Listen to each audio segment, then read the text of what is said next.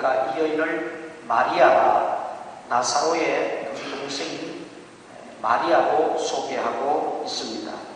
아마 오빠가 집안의 가장과도 같았는데 오빠가 세상을 떠났을 때 예수님께서 그 나사로 오빠를 살려주신 것에 대한 감사 보답 차원일 수도 있습니다.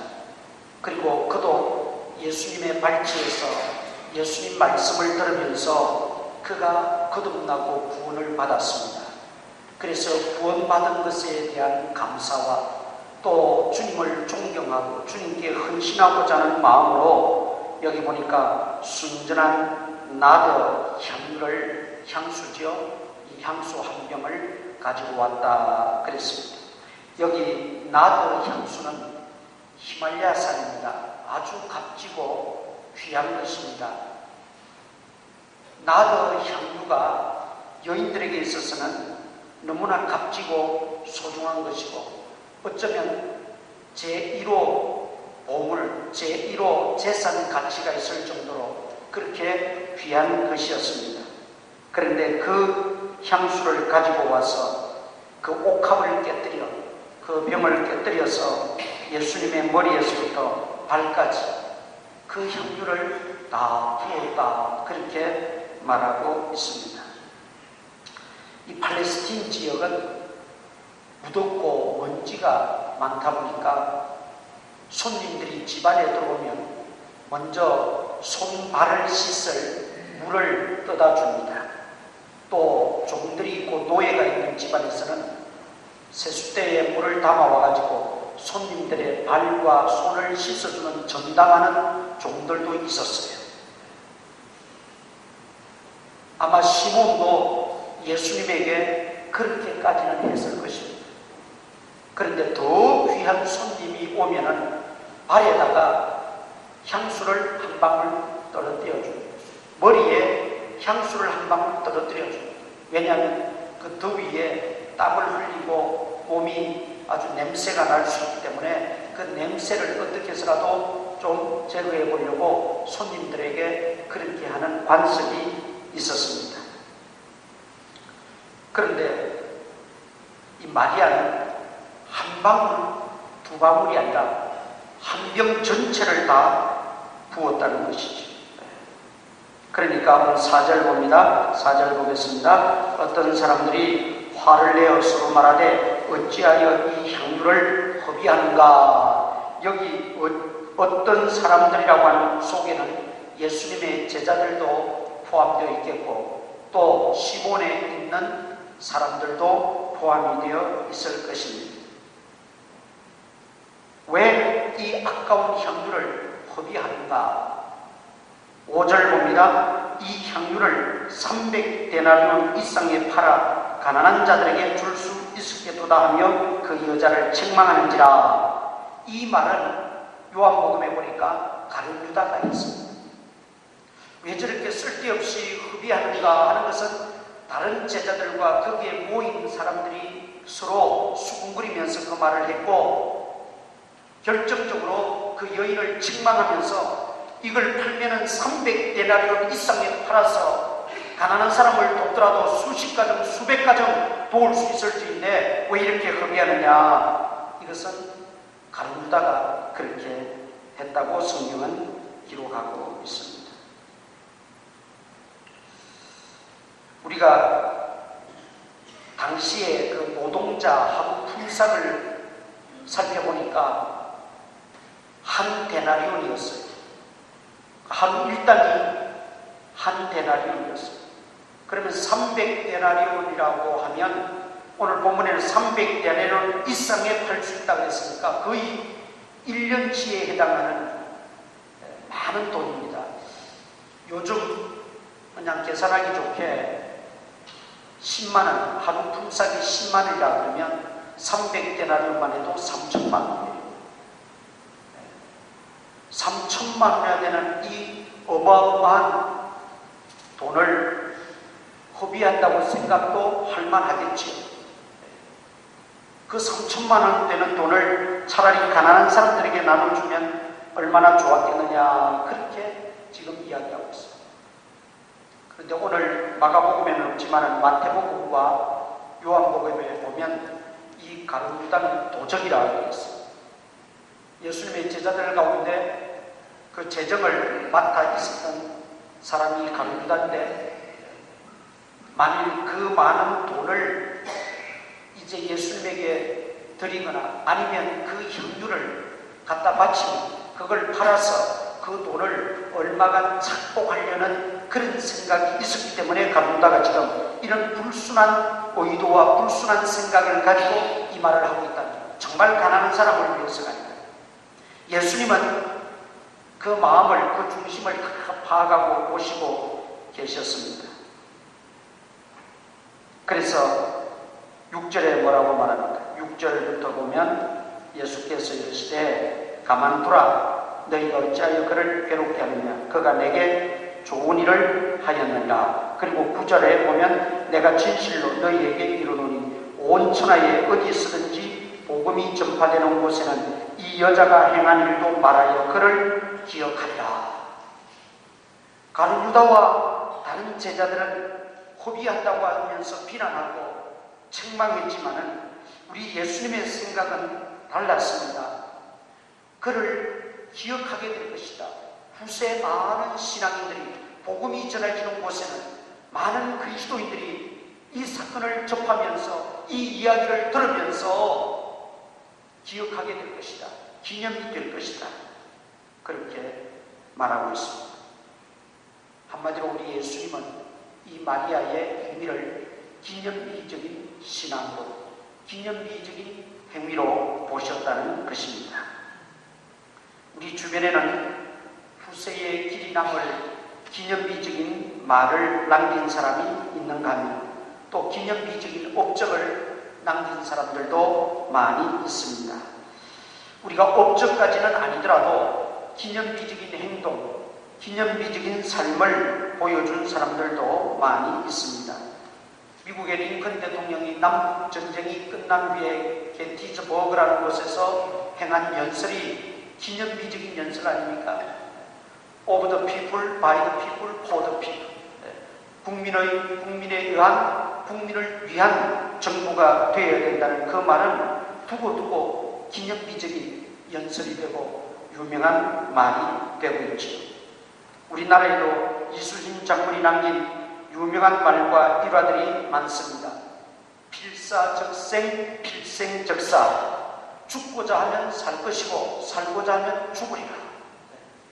그리고 12척의 배로 133척의 이 배를 물리친 일화들은 너무나 유명한 사건이죠.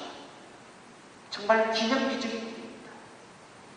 마찬가지로 우리 신앙인들도 평생에 이런 기념비적인 모습들이 있어야 될 줄 믿습니다.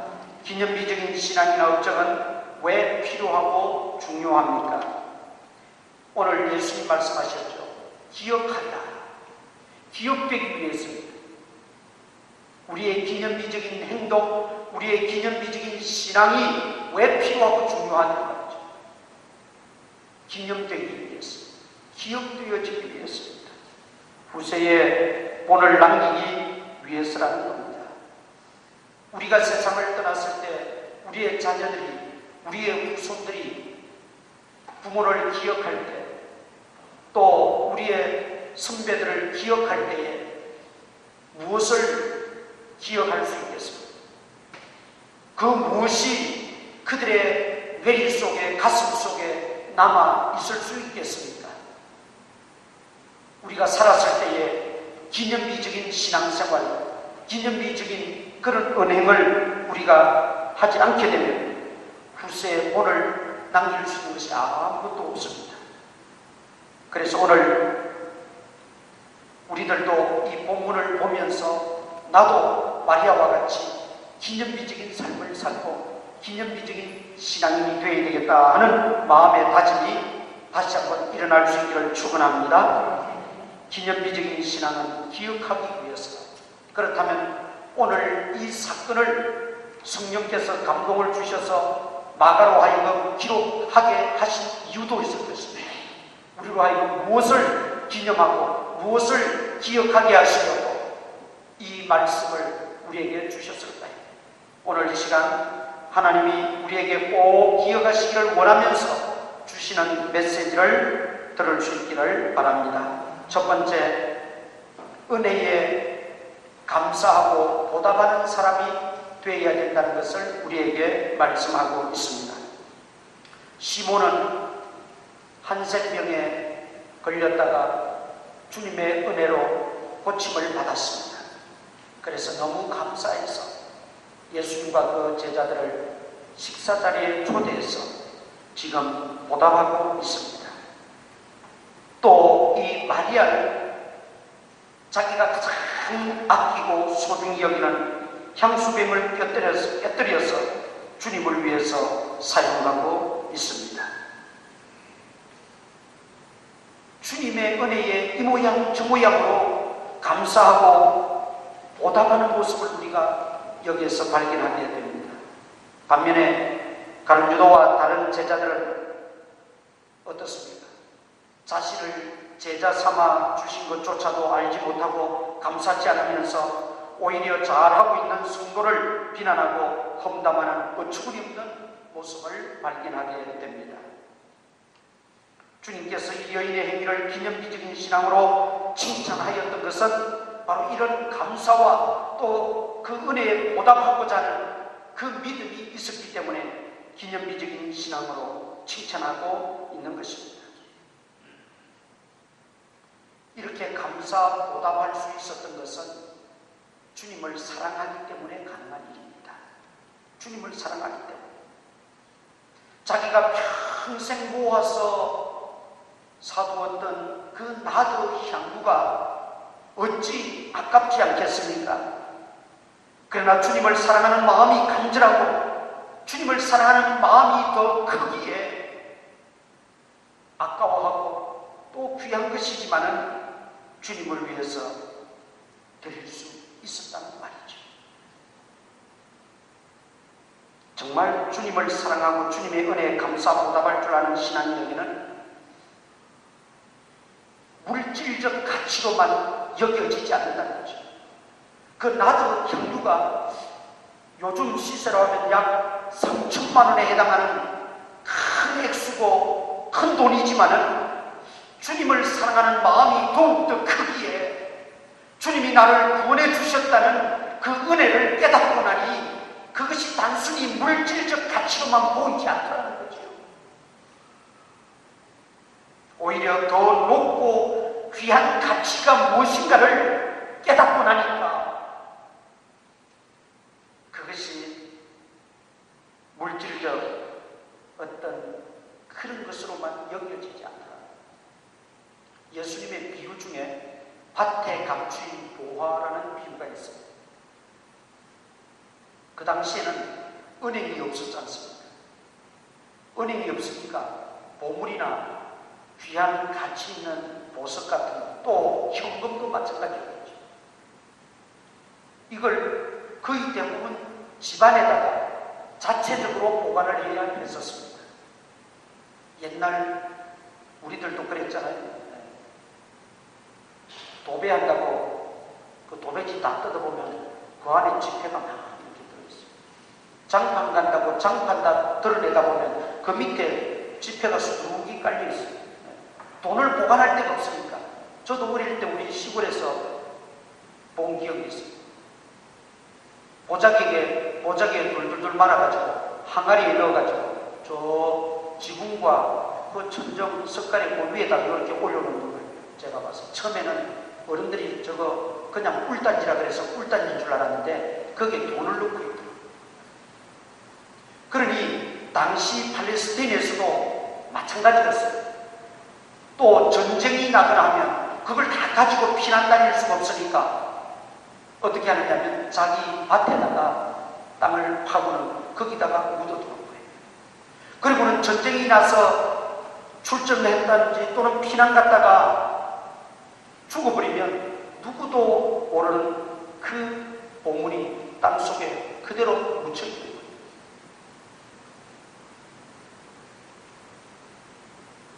그런데 어느 날 일당을 받고 일하는 사람이 주인의 부름을 받고 일을 하다가 그 속에 보물이 감추어져 있는 걸 발견했어요. 이 주인도 이미 죽은 사람, 묻어놓은 그 죽은 사람, 그 사람의 땅을 취했기 때문에 그 속에 보물이 들어있는지 뭐가 들어있는지 아무도 모르는 거죠. 그런데 일하다가 그 보물단지를 발견했어요. 그 당시 법에는 이런 일들이 비일비재했기 때문에 그 당시 법에는 자기 땅이 아닌 남의 땅에서 보물을 발견하면 주인과 발견한 사람이 50대 50으로 나누게 되어 있었어요. 이게 법이었습니다. 그래서 일을 하다가 다시 그대로 묻어둡니다. 묻어두고는 집에 가서 자기 재산을 있는 대로 다 팔았다고 했어요. 다 팔아가지고 그 땅을 샀다는 거죠. 왜냐하면 자기 재산 있는 거 다 팔아서 땅을 사도 그 안에 감추인 그 속에 있는 보물보다도 더 적으니까, 그 보물이 더 많으니까 50대 50으로 나눈다 했잖아요. 아니 그것도 아까워서 아예 땅을 사버렸어요. 자기에게 있는 재산 다 팔아가지고 그 땅을 샀다고 그랬어요. 예수님이 그 비유를 말씀하시는 이유가 뭡니까? 당시에 그 팔레스틴 지역에서 흔하게 벌어지는 한 예를 가지고 주님이 그렇게 말씀하시겠어요. 더 가치 있는 것을 발견하면 내가 지금까지 가치 있게 여겼던 것을 다 배설물같이 다 버릴 수 있다는 거죠. 땅속에 감춘 그 보물이 더 가치 있고 더 많은 양이기에 지금 내 집도, 내 가지고 있는 땅도, 내 모든 소유도 다 처분할 수가 있다는 거죠. 가룟 유다의 눈에는, 가룟 유다의 심령에는 주님의 그 은혜를 감사하고 보답하려고 하는 그 자세는 하나도 찾아볼 수가 없어요. 그저 물질에만 눈이 어두워 있어요. 어떻게 하면 내가 저걸 좀 찾고 가나, 저거 예수님에게 그냥 팔아서 그냥 헌금하면 그거 내가 어떻게 좀 찾고 가나, 그것만 생각하고 있다는 거죠. 그런데 마리아는 생각이 달랐어요. 아깝지요.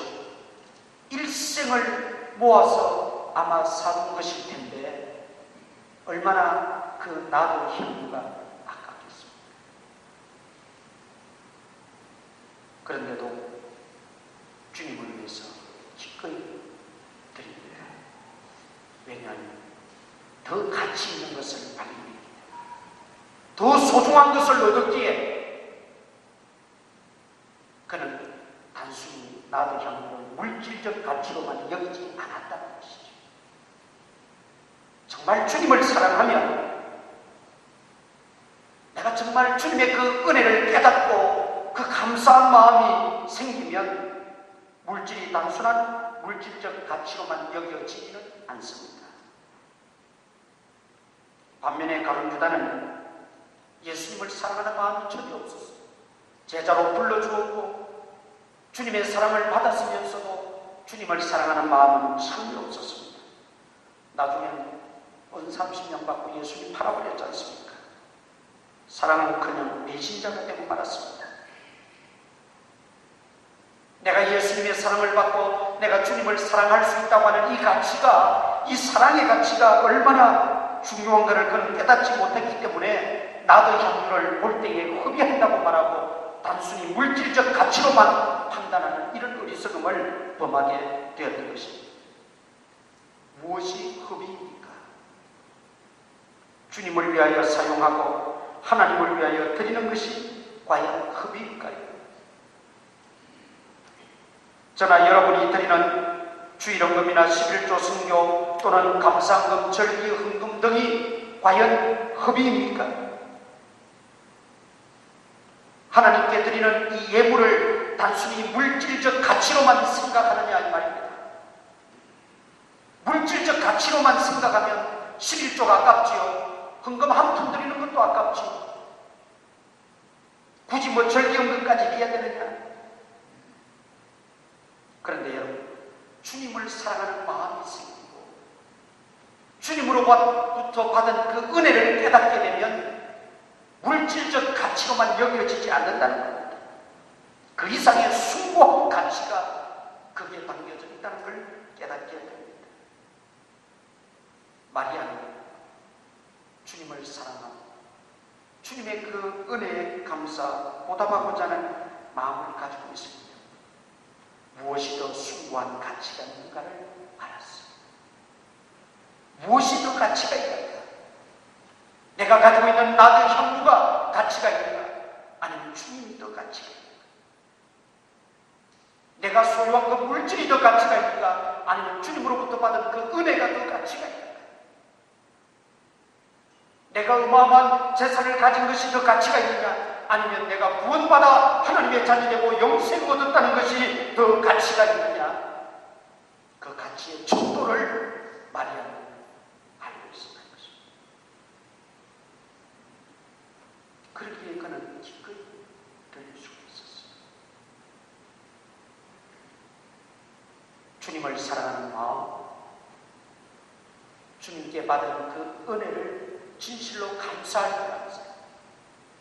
그것은 나도 향유가 아니라 그 이상의 것이라 할지라도 보답하고자 하는 그 마음이 있다는 것입니다. 그러나 주님의 사랑을 알지 못하고 깨닫지 못하고 하나님의 그 은혜에 전혀 감사치 못하는 사람들은 나도 향유의 3천만 분의 1이라 할지라도 아까워하고 물질적 가치로만 판단하고 주님 앞에 헌신하지 못하게 된다는 것입니다.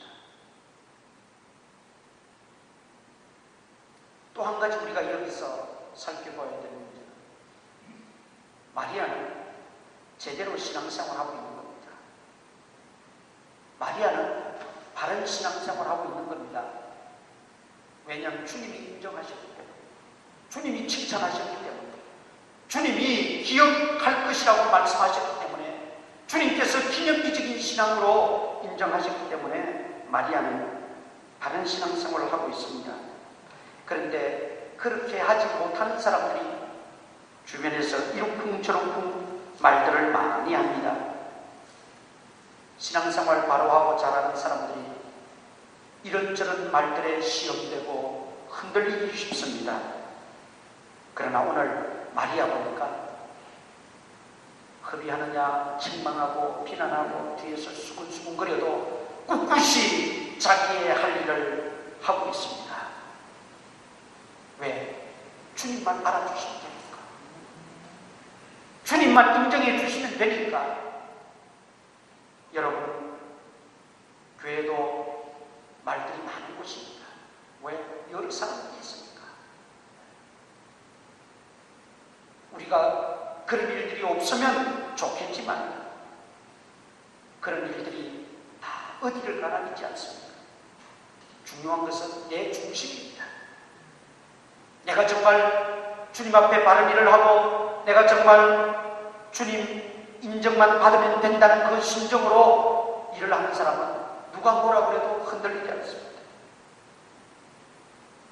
그리고 이런 궁저로쿵 말들을 해도 꿋꿋이 마리아와 같이 신앙생활 하시기를 바랍니다.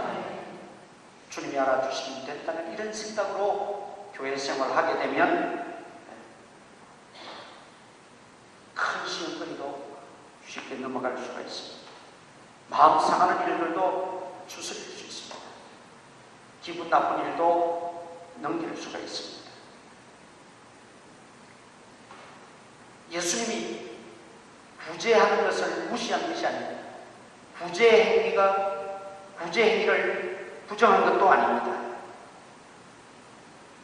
무엇이 더 중요하고 더 시급하고 더 우선적인가를 말씀하고 있는 것 뿐입니다. 7절 보겠습니다. 7절 가난한 자들은 항상 너희와 함께 있으니 아무 때라도 원하는 대로 도울 수 있거니와 나는 너희와 항상 함께 있지 아니하니라. 예수님도 공생에 활동하실 때 가난한 자들, 소외된 자들, 힘든 자들, 약한 자들 먼저 찾아가셔서 도우시고 고쳐주시고 위로하시고 그들에게 소망을 주셨습니다. 주님이 먼저 다 하신 일들입니다. 그런데 여기서 예수님 말씀하신 것은 무엇입니까? 더 우선적인 것이 있다는 거죠. 더 귀한 일이 있다는 것이죠. 더 중요한 일이 있다는 것이죠. 지금 당장 해야만 할 일이 있다는 것이죠. 지금 아니면 기회를 놓치고 더 이상 할 수 없는 일, 우리는 그 일을 우선이라고 말하고 그 일을 더 귀히 여겨야 되고 그 일을 우리는 시급히 행하여야 합니다. 가난한 자들은 항상 너희 주변에 있지 않느냐. 너희가 도울 마음만 있으면 언제든지 도울 수 있지 않느냐. 그러나 나는 항상 너희와 함께 있지 아니하니라.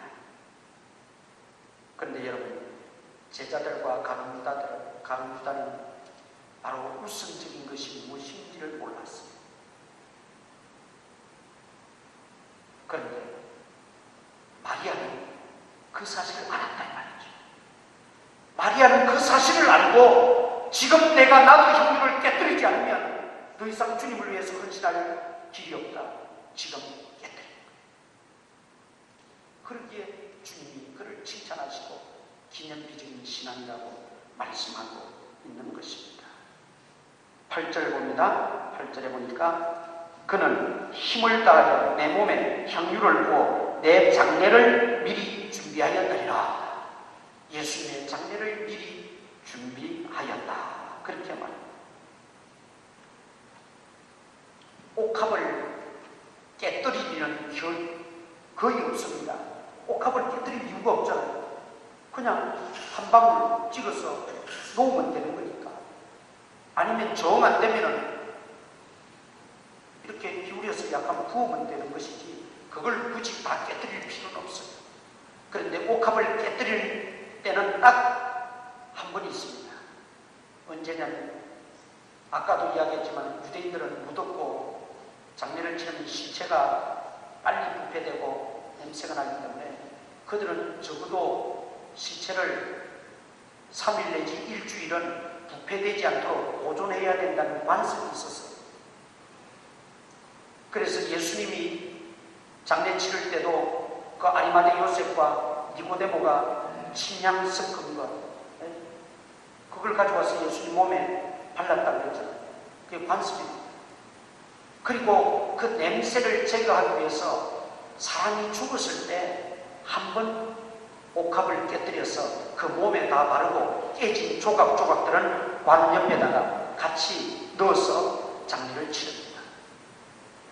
이게 유대인들의 관습이었어요. 그런데 예수님이 살아계실 때 마리아는 옥합을 깨뜨렸어요. 무슨 의미입니까? 예수님은 그걸 아셨어요. 내 장례를 미리 준비하였느니라. 예수님께서 이 땅에 살아계실 때 특히 이제 고난주간을 앞두고 집중적으로 예수님이 고난을 받으시고 돌아가실 것을 누누이 말씀하셨습니다. 제자들에게도 또는 일반인들에게도 누누이 그 말씀을 하셨습니다. 그런데 영적으로 무지했던 제자들은 예수님의 그 죽으신다는 말을 오히려 그런 일이 있어서는 안 됩니다 말리기만 했지 예수님이 왜 죽으셔야만 하는지 그 사실에 대해서 영적으로 무지했기 때문에 그들은 전혀 준비를 하지 않았습니다. 그런데 마리아는 예수님의 그 말씀을 귀담아 들었습니다. 가슴에 두었습니다. 예수님이 이 땅에 오신 목적이 죄인들을 위해서 죽으시기 위해서입니다. 십자가의 죽으심으로 우리 죄를 사해 주시고 나의 죄까지도 사해 주시기 내 죄를 위해서 죽으시는 예수님을 위해서 내가 할 수 있는 일이 무엇일까? 그것은 내가 미리 장례를 준비하는 것밖에 없구나. 그리고 그 낮은 형들을 깨뜨려서 머리부터 발까지 부었다는 것입니다. 그것을 예수님 하시니 내 장례를 미리 준비하였느니라. 가난한 자들은 늘 우리와 함께 있습니다. 마음만 있으면 언제든지 도울 수 있습니다. 그런데 그런 이런저런 핑계대면서 정말 우선적이고 급하고 해야 될 주님을 위한 헌신, 주님의 몸된 교회를 위한 그 수고는 우리가 하지 않는다면 가룟유다의 모습과 무엇이 다를 바가 있겠습니까? 예수님의 죽음은 단 한 번뿐입니다. 그리고 그 죽음이 임박했다는 것을 마리아는 알고 있었습니다. 그래서 그는 기꺼이 헌신할 수 있습니다. 깨뜨릴 수 있습니다. 반면에 영적으로 무지했던 가룟유다는 눈에 보이는 것이 다 허비하는 것처럼 느껴지고 어리석은 행위로 보였던 것입니다. 여러분, 무엇이 더 우선적인 것입니까? 무엇이 더 중요한 것입니까? 하나님을 영화롭게 하는 게 더 우선적이고 중요한 것입니다. 하나님께 영광 돌리는 그 행위가 가장 우선적이고 가장 시급한 문제입니다. 아무리 인간적으로 고상한 일이라 할지라도 하나님께 영광 돌리는 거룩한 일보다 우선될 수는 없습니다. 마리아가 이 기념비적인 신앙 행위를 가질 수 있었던 것은 바로 하나님을 위해서, 주님을 위해서 헌신하는, 하나님을 영화롭게 하고 주님을 기쁘시게 하는 이 일이야말로 가장 우선적이고 가장 시급한 것이라는 걸 알았기 때문에 주님은 그 중심을 보시고 기념비적인 신앙이라고 칭찬할 수 있었습니다. 그렇다면 오늘 우리들도 신앙생활에 있어서 참 지혜롭게 해야 됩니다. 우리가 교회 생활을 하고 심지어 주님께 헌신하고 충성할 때도 우리는 지혜로운 모습입니다. 그 지혜가 뭡니까? 무엇이 더 우선적입니까?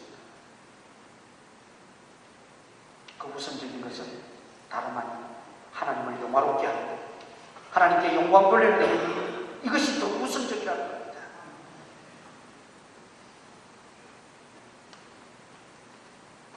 마리아의 이 기념비적인 신앙 행위는 자신의 향수를 단순히 예수님에게만 뿌렸지만, 그러나 온 세상에 뿌려놓은 것과 같이 되어서 복음이 전파되는 곳에는 이 마리아의 행한 일도 기억되리라.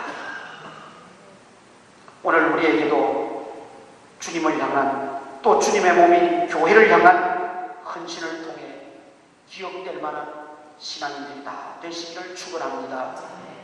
그래서 우리의 이 기념비적인 신앙, 이것이 후세들에게 정말 우리 부모님, 우리의 선배들, 우리의 앞선 우리의 신앙의 사람들은 이런 기억될 만한 일들을 우리에게 남겨주었구나. 우리도 본받아서 우리도 역시 기억될 만한 그런 믿음의 삶을 살아야 되겠다. 마음의 각오와 다짐이 일어나는 그런 은혜가 저와 여러분 또 우리 교회 위에 넘치기를 주님의 이름으로 축원합니다. 기도하겠습니다.